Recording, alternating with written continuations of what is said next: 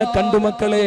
അതുകൊണ്ടാണ് വിശുദ്ധ ഖുർആനിലെ മിഅ്റാജിനെ പറ്റി പറയുന്നിടത്ത് 4 ഇടത്താണ് അല്ലാഹു റആ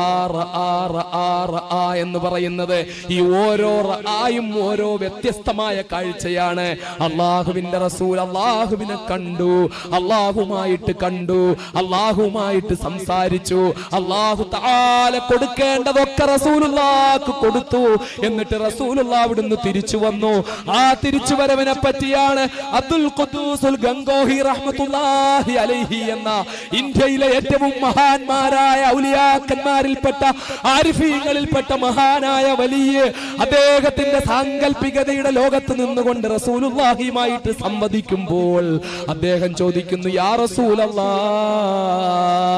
എങ്ങനെയാണ് അങ്ങ് മിഅ്റാജിന്റെ രാത്രിയിലെ അങ്ങ് അല്ലാഹുവിനെ കണ്ടിട്ട് അങ്ങക്ക് എങ്ങനെയാ തിരിച്ചു വരാൻ പറ്റിയത് നബിയെ? തിരിച്ചു വരാൻ പറ്റിയത് എങ്ങനെയാ? ഈ പാവപ്പെട്ട അബ്ദുൽ ഖുദ്ദൂസ് എങ്ങാനുമായിരുന്ന അല്ലാഹുവിനെ കണ്ടിരുന്നതെങ്കിൽ ആ റബ്ബിനെ കണ്ടിട്ട് ആ റബ്ബിന്റെ തജല്ലിയാത്ത് ദർശിച്ചിട്ട് അവിടുന്ന് പിന്നെ ഇങ്ങോട്ട് തിരിച്ചു വരാൻ അങ്ങ് സിദ്റത്തുൽ മുൻതഹായുടെ മുമ്പിൽ നിന്ന് എന്നെ തള്ളി താഴെ കിട്ടാലല്ലാതെ ഞാൻ അവിടുന്ന് വരില്ലായിരുന്നു, എനിക്ക് വരാൻ കഴിയില്ലായിരുന്നു. അല്ലാഹനെ കണ്ട നബിയെ പിന്നെ എങ്ങനെയാണ് അങ്ങ് തിരിച്ചു വന്നത്? അങ്ങക്ക് എങ്ങനെ തിരിച്ചു വരാൻ തോന്നി നബിയെ? അല്ലാഹനെ കണ്ടിട്ട് എങ്ങനെ അങ്ങ് തിരിച്ചു വന്നു? എന്നിട്ട് അബ്ദുൽ ഖുദ്ദൂസുൽ ഗംഗോഹി റഹ്മത്തുള്ളാഹി അലൈഹി പറയുന്നു, യാ റസൂലല്ലാഹ്, എനിക്ക് ഉറപ്പുണ്ട് നബിയെ, അങ്ങ് ഇഷ്ടപ്രകാരം സന്തോഷത്തോടെ തിരിച്ചു വന്നതല്ല. പക്ഷേ അങ്ങക്ക് അങ്ങ് മിഅ്റാജ് നടത്തിയപ്പോൾ അങ്ങയുടെ പ്രിയപ്പെട്ട ഉമ്മത്തികളുടെ മിഅ്റാജായ നമസ്കാരം അല്ലാഹു അങ്ങയെ ഏൽപ്പിച്ചു തന്നു. ആ ഉമ്മത്തികൾക്ക് മിഅ്റാജ് ചെയ്യാൻ കിട്ടുന്ന ഭാഗ്യമാണ് നമസ്കാരം. ആ മിഅ്റാജിന്റെ അംശം നമസ്കാരത്തിലൂടെ കിട്ടേണ്ടതാ. അത് ഉമ്മത്തികൾക്ക് കിട്ടാതായി പോകുമോ എന്ന ഭയം കൊണ്ട്, ഉമ്മത്തികളോടുള്ള ഇഷ്ടം കൊണ്ട്, പ്രേമം കൊണ്ട്, സ്നേഹം കൊണ്ട്, കാരുണ്യം കൊണ്ട്, താല്പര്യം കൊണ്ട്, അതുകൊണ്ടാണ് നബിയെ അങ്ങ് തിരിച്ചു വന്നതെന്ന് ഞാൻ കരുതുന്നു നബിയെ. അതല്ലാതെ അങ്ങക്ക് റസൂലുള്ളാഹ് അങ്ങ് അല്ലാഹനെ കണ്ടിട്ട് അങ്ങക്ക് തിരിച്ചു വരാൻ പറ്റില്ലെന്ന് എനിക്കറിയാമായിരുന്നു നബിയെ എന്ന് അബ്ദുൽ ഖുദ്ദൂസുൽ ഗംഗോഹി പറയുന്ന ആ 4 കാഴ്ചയുണ്ടല്ലോ. ഐനുർ റഅസിന്റെ കാഴ്ച, ഐനുൽ അഖ്ലിന്റെ കാഴ്ച, ഐനുർ റൂഹിന്റെ കാഴ്ച, ഐനുൽ ഖൽബിന്റെ കാഴ്ച. ഈ 4 കാഴ്ചയും കണ്ട് അർശ് കണ്ട്, കുർസ് കണ്ട്, ലൗഹ് കണ്ട്, കലം കണ്ട്, മാലാഖമാരുടെ സഞ്ചാര പഥങ്ങൾ കണ്ട്, അത്ഭുതകരമായ എന്തൊക്കെയാ മക്കളെ ഈ 7 ആകാശത്തിനപ്പുറത്തുള്ളത് എന്തൊക്കെയാ? സ്വർഗം കണ്ട്, നരകം കണ്ട്, എല്ലാ നബിമാരുടെയും ആത്മാക്കളെ കണ്ട്. അതിവിടുന്ന് പോകുന്നതിന് മുമ്പ് ബൈത്തുൽ മുഖദ്ദസിൽ വെച്ച് കണ്ടിരുന്നു. പക്ഷേ ബൈത്തുൽ മുഖദ്ദസിൽ വെച്ച് നബിമാരുടെ ആത്മാക്കളുടെ ദുനിയാവിന്റെ രൂപമാണ് കണ്ടത്. പക്ഷേ നബിമാരുടെ ആത്മാക്കളുടെ ആ വാനലോകത്തെ രൂപം എന്താണെന്ന് അവിടെ വെച്ച് കണ്ട്.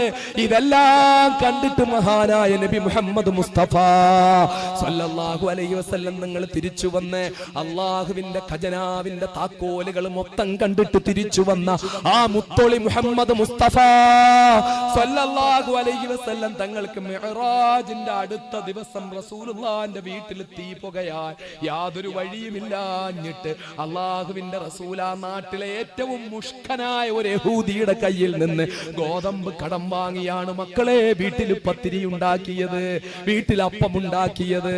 അല്ലാഹുവിന്റെ ഹബീബ് അനുഭവിച്ച വേദന എത്രയാന്ന് ഓർത്തു നോക്ക്.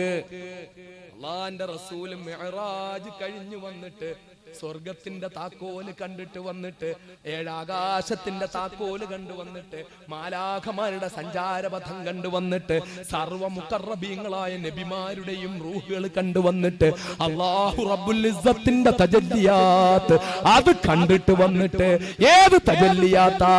അല്ലാഹുവിന്റെ പ്രകാശത്തിന്റെ 70,000 ഒരു അംശമാണ് മക്കളെ തൂർസീൻ പർവ്വതത്തിൽ വെച്ച് മൂസാ നബി കണ്ടത്. മൂസാ നബി കണ്ടത് അല്ലാഹുവിന്റെ തജല്ലിയാത്തിന്റെ ഒരു രശ്മിയുടെ 70,000 ഒരു അംശം തൂർസീൻ പർവ്വതത്തിൽ വെച്ച് കണ്ടപ്പോൾ ഫഖറ മൂസാ സഇഖാ ജഅലഹു ദക്കാ വഖറ മൂസാ സഇഖാ.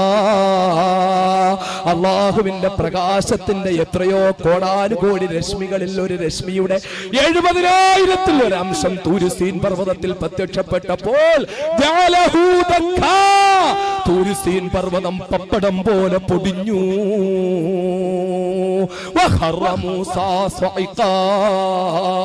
മൂസ ഹൃദയം പൊട്ടി ബോധം കെട്ടു വീണു.